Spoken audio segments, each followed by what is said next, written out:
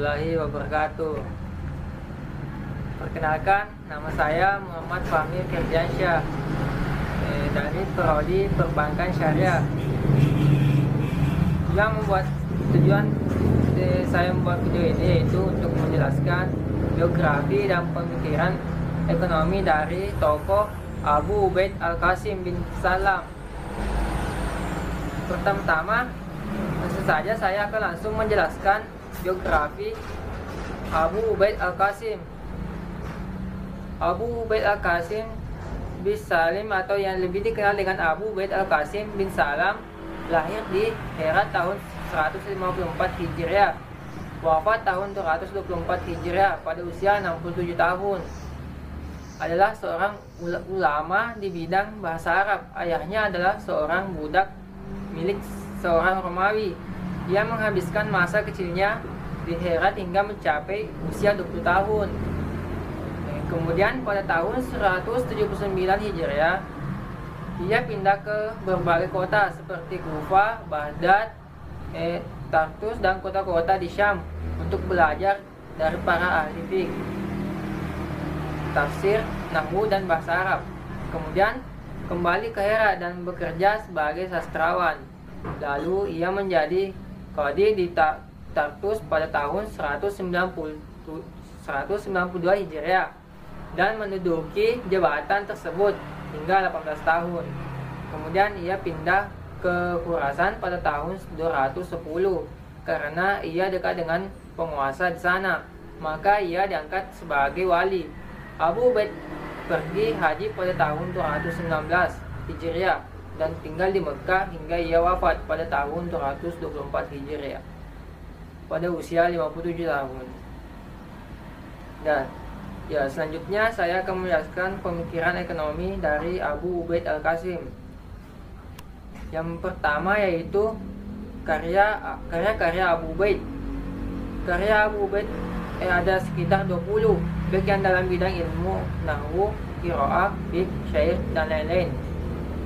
Yang terbesar dan terkenal adalah kitab Al-Anwar dalam bidang fiqh. Kitab Al-Anwar dari Abu Ubaid merupakan suatu karya yang lengkap tentang keuangan negara dalam Islam. Kitab Al-Anwar juga merupakan sebuah mahakarya tentang ekonomi yang dibuat oleh Abu Ubaid yang menekankan beberapa isu mengenai perpajakan, hukum administrasi dan hukum internasional. Selanjutnya, sumber penerimaan keuangan publik.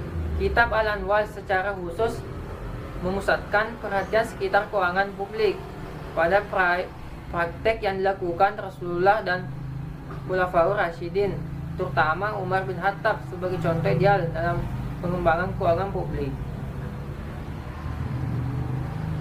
Sedekah dan fa'i adalah masjid setelah melalui beberapa saat kemudian. Sumber penerimaan keuangan publik pun bertambah seperti haraj, ursi, dan humus.